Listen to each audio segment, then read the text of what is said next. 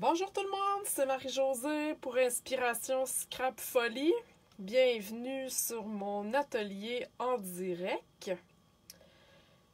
Donc, je vais attendre que vous soyez arrivés. Allô Amélie, bonjour Monique. Donc, c'est le fun, on a du monde d'arriver. Donc, ce soir, c'est la carte que je vous présente. C'était celle que je devais faire la semaine passée, mais j'étais malade. Donc, je voulais vraiment vous montrer cette super technique-là, super facile. Vous allez voir, c'est vraiment... c'est comme trop facile. Alors, bienvenue à celles qui viennent d'arriver, Sylvie, Lucie... encore une fois, hein, si vous aimez mon travail, merci de partager. La vidéo, je vais faire, comme à chaque semaine, je vais faire tirer, parmi toutes celles qui auront partagé, je vais faire tirer la carte. Et la gagnante va le recevoir par la poste. Donc, une belle carte qu'elle pourrait utiliser comme elle veut. Pour ma carte de cette semaine, j'ai choisi d'utiliser le jeu Colibri Amical, qui est dans le catalogue Occasion. Donc, je vous montre le catalogue ici. Il est à la page 36, ici, avec la belle fleur, tout ça, les vœux, je trouve qu'ils sont super beaux. Et vous avez aussi les framelits coordonnés. Au kit. Dans le fond, il y a le colibri ici, il y a la grosse fleur qu'on peut couper. Ici, à l'intérieur, c'est la feuille qui est là. Ici, il y a une espèce de... Sur l'image du catalogue, vous le voyez, là, ça fait comme une espèce de treillis, c'est vraiment beau. Et ici, j'adore ça. C'est pour faire finalement une étiquette et ça donne vraiment là, un beau look ici avec les petits trous qui sont là. Ce que j'aime de ce jeu d'étampes-là, c'est qu'il est vraiment, il est vraiment le fun à utiliser pour colorier. C'est des grandes images, il y a beaucoup d'espace, donc c'est super facile avec les Stampin' Blends, à l'aquarelle, genre avec plein de techniques. Donc, je vous le conseille, il est vraiment beau. Les colibris, c'est toujours winner. Je vous montre une carte que j'ai faite avec aussi. Ça, c'était à ma rencontre de démonstratrices d'équipe. Chacune avait reçu sa petite carte comme en marque-place. Donc, vous voyez, c'est vraiment ultra simple comme carte, mais ça donne un beau look. Là, elle est dans un format inhabituel. Mais le colibri, vous voyez, il est super facile à colorier. Donc, si vous aimez ça, je vous conseille ce jeu. OK, la carte du jour. Ce qu'on va avoir besoin, moi, je vais juste utiliser la grosse fleur. Je vais me prendre un carton murmure blanc. Et vous allez avoir besoin de l'encre Memento parce que tantôt, on va les colorier au Stampin' Blends. OK, je vais vous montrer ça tantôt.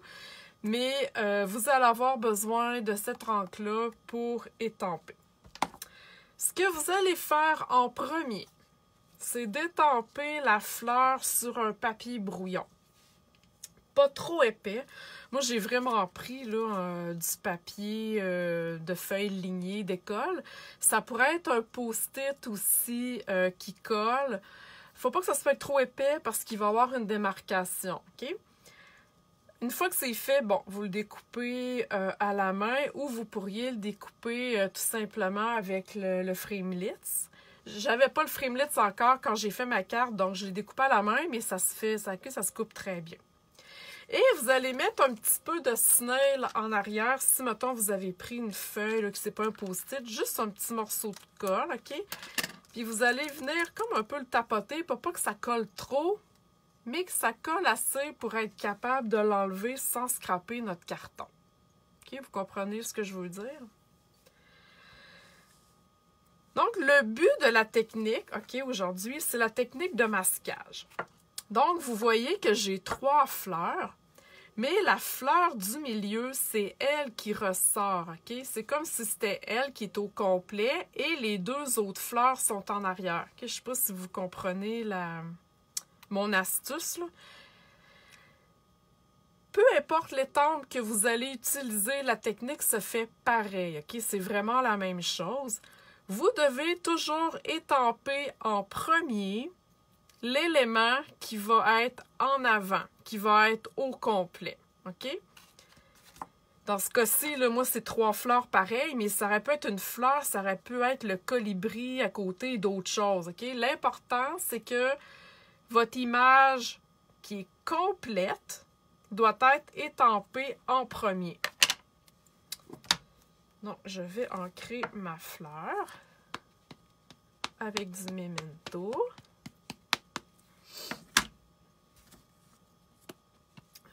De faire ça comme du monde. Hein? OK. Et je vais l'étamper au centre de mon carton. Comme il faut. OK? Donc, l'image de ma fleur centrale est au complet.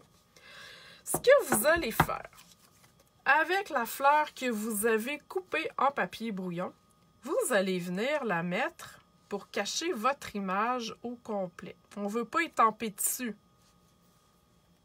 OK? On ne veut pas étamper, on veut la garder intacte. Donc, je reprends ma fleur que je vais ancrer.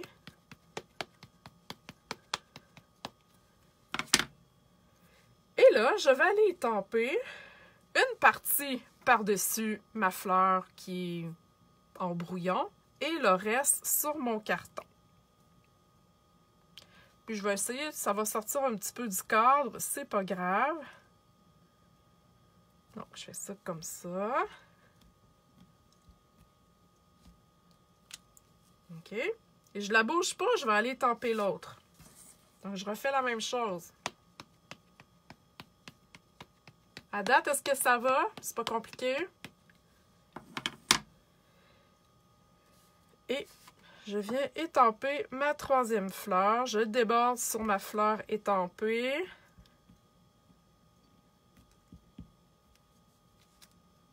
Et voilà. Donc, je vais mettre ça de côté. Je vais laver ça tantôt. Et là, vous allez voir, quand j'enlève mon masque, voyez-vous, ma fleur est intacte. C'est comme si j'avais étampé mes 2 autres fleurs en arrière.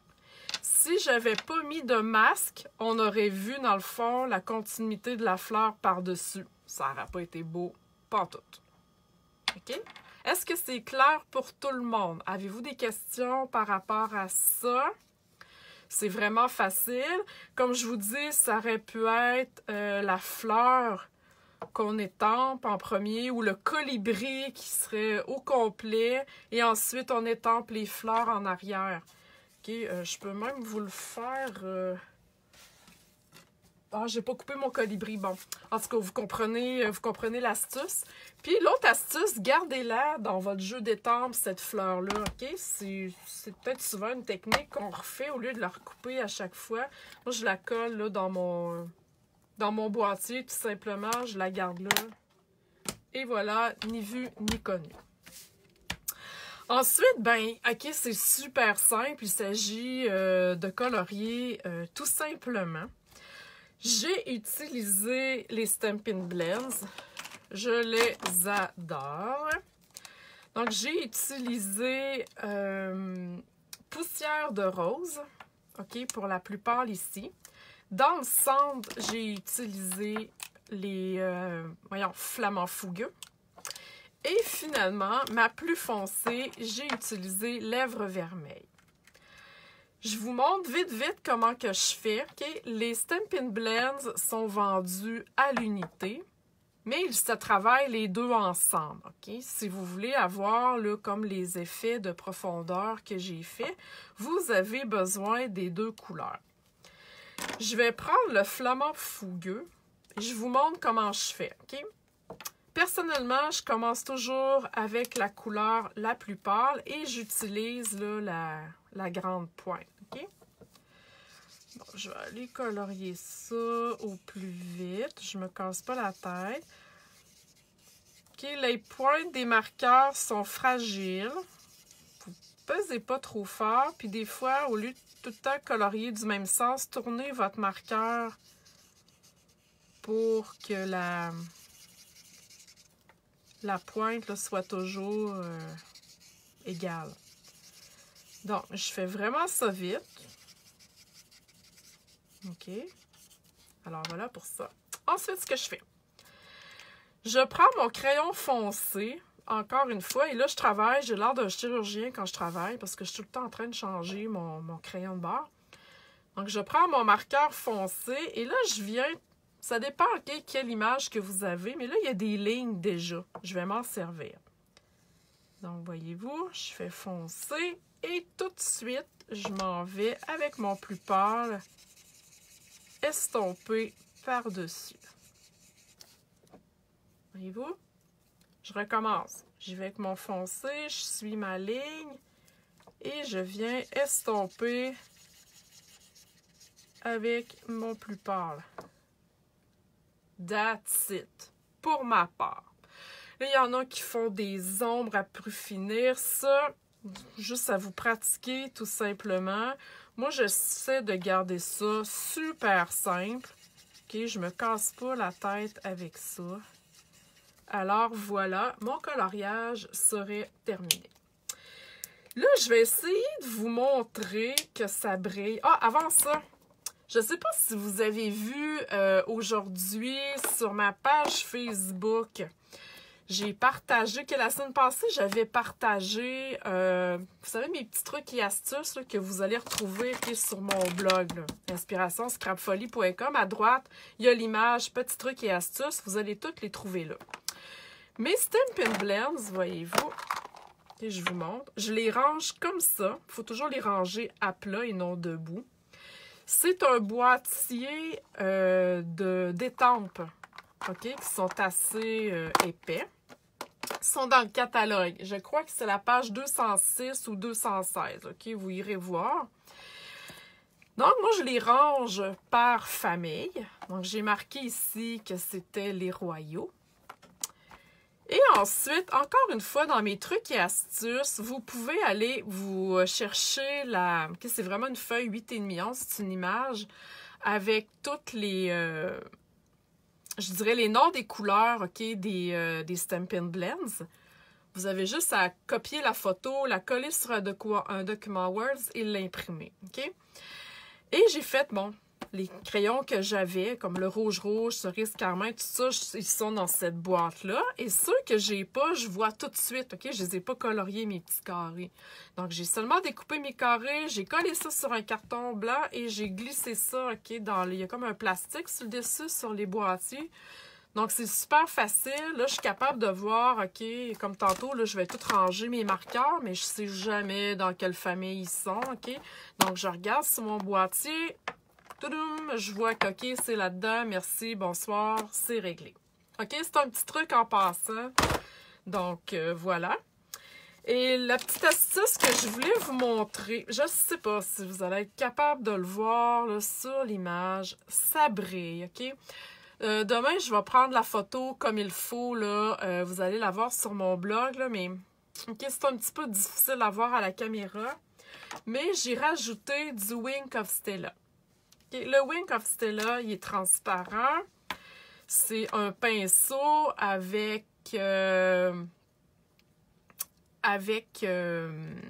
du brillant à l'intérieur, un petit peu translucide. Donc, vous pouvez rajouter ça par-dessus votre coloriage, votre aquarelle ou peu importe. Lisette me demande, est-ce que je préfère la même chose si je classe mes crayons par couleur? Ben oui, vous pouvez. Moi, je les ai classés par famille, mais vous pouvez, les petits cartons, vous les mettez comme vous voulez là, sur vos boîtiers. Donc, voilà le Wink of Stella. On vient tout simplement, on ne pèse pas trop fort, on vient juste ajouter de la brillance à notre projet. Voyez-vous, c'est super facile à faire. Ça marche, ça donne une petite brillance sans trop exagérer. OK? Donc, voilà. Je sais pas si vous allez le voir, mais bref, en tout cas, je peux vous dire que ça brille et c'est vraiment beau. Ça rajoute une petite touche, là, une petite touche cute. Et, en tout cas, vous irez le voir demain, ok, sur mon blog, je vous le dis, là, c'est super beau. Donc, avec la magie de la télévision, j'avais déjà colorié mes 3 fleurs. J'ai déjà mis mon Wink of Stella. Mon vert, c'est Grenouille Guillerette que j'ai pris dans les Stampin' Blends. Et ici, c'est le Narcisse Délice, ok? Le petit pompon, là. Fait que, voilà. C'est fait pour ça. J'ai changé un petit peu mon modèle, mais je veux dire de couleur, parce que, bon, j'essaie de préconiser le fait de prendre mes retailles, ok? Donc, sur ma carte de base, le rouge, c'est le lèvre vermeil qui s'agence avec cette fleur-là. J'ai le vert grenouille guillerette. Mais ma base va être différente, ok? J'ai choisi flamand fougueux avec le centre ici de cette fleur-là. J'avais plus de lèvres vermeilles, donc on s'arrange, ça fit, c'est super beau, ok? Donc, ce qu'on fait, voyez-vous, j'avais fait des tests. On vient coller sur le carton grenouille notre devant de carte parce qu'on va aller mettre un ruban. Sur ma carte ici, mon ruban s'agence avec mon carton lèvres vermeilles. Okay? C'est le ruban là, de la collection In Color qui s'y trouve là, dans le catalogue. OK? Mais moi, je vais utiliser cette fois-ci le ruban flamand fougueux. Ça vient ces 2 rubans-là ensemble, ok, dans le catalogue, encore une fois, dans la page ici, là, de la Saint-Valentin, mais en tout cas qui fit plus Saint-Valentin, ici. Donc, vous avez deux rubans, le lèvre vermeil et le flamand fougueux. Donc, vous voyez que lui, il est vraiment plus large. Donc, ce que je fais, je vous ai montré ça, c'est pas la première fois que je vous montre ça, hein, mon petit truc de ruban. Fait que je vais me couper un bout de ruban plus long que la largeur de ma carte. Je vais me prendre un glue dot. Oups, il n'a pas collé. Je vais me prendre un glue dot et je vais coller ça ici. Comme ça. Donc, je vais passer mon ruban ou mes fleurs. Je fais la même chose. Je recolle mon ruban ici. Et voilà. Tadam, tadam. OK. Il n'y en a pas en arrière, voyez-vous. C'est juste collé avec mes glue dots. On n'a pas besoin de gaspiller du ruban pour rien. Puis en plus, quand on essaie de faire une boucle, ça ne tient jamais. C'est tout le temps le bordel. Donc, ce petit truc-là, super facile. Donc, je viens mettre de la colle sur la base de ma carte. Et je viens coller. Puis, le truc du ruban aussi, ça fait que à l'intérieur de ma carte, j'ai pas de ruban. OK? Si j'y avais pas pensé, il aurait fallu que mon ruban passe à l'intérieur. Moi, j'aime pas ça, personnellement. OK? Fait que je m'arrange pour cacher mon ruban. Et là, je vais me prendre un autre bout, juste pour aller me faire un genre de faux nœud. Voyons, je suis pas capable de le pogner. OK. Oups. On dirait que j'ai les doigts pleins de pouces. Donc voilà, je viens juste faire un petit nœud. Comme ça, tout cute. C'est vraiment, là, c'est basique, là. OK? Même ici, j'en ai fait 2. Donc, je pourrais reprendre, si je voulais, je vais vous le faire, un autre morceau de ruban. Comme ça. Je refais la même chose, tout simplement. Donc, ça fait un petit peu plus de mouvement à ma carte. Et je pourrais même y couper un petit peu, là. OK, voyez-vous, ça donne un petit look cute. Sans trop... faites attention, par exemple, comme c'est ici, mon nœud, là, il va être trop gros pour la poste. OK, ils vont me charger un supplément de thème. Celui-là, ben, il est correct. Fait que, si je rajoute un petit peu de ruban, ben, c'est correct aussi. Sur ma carte originale, j'avais mis un vœu, merci. J'aime pas ça. Fait que j'ai décidé sur celle-ci de ne pas en mettre. Je la trouvais assez glamour comme ça. Parfois, c'est pas toujours nécessaire hein, de mettre des rubans. Pas des rubans, mais des vœux. Et moi, j'avais mis 3 pierres du Rhin aussi. Je pense que je vais le faire, mais je vais les mettre ailleurs. J'ai envie, tiens, de faire différent. J'ai envie de les mettre 3 petits en ligne en bas. That's it. Sans me casser la tête. Ça en prend 3, par exemple. Hein? N'oubliez pas. Toujours en nombre impair. Ouais, je pense que ça fait beau. Aimez-vous ça? Pas pire, hein? Je pense que j'aime mieux ça qu'avec mon vœu. Puis, ça fait classe. Alors voilà. C'était la carte du jour. J'espère que vous avez apprécié. J'espère que l'attente a valu la peine. J'espère que vous allez essayer cette technique-là. Hein? C'est super facile à faire. Utilisez les étampes que vous avez à la maison. Donc, je rappelle, pour celles qui vont partager mon vidéo, je vais aller vous écrire un petit mot pour vous dire merci.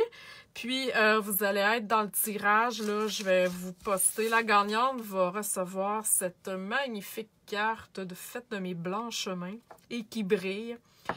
Donc, allez faire un tour demain ou après-demain là, sur mon blog inspirationscrapfolie.com pour voir l'image de ma carte comme il faut.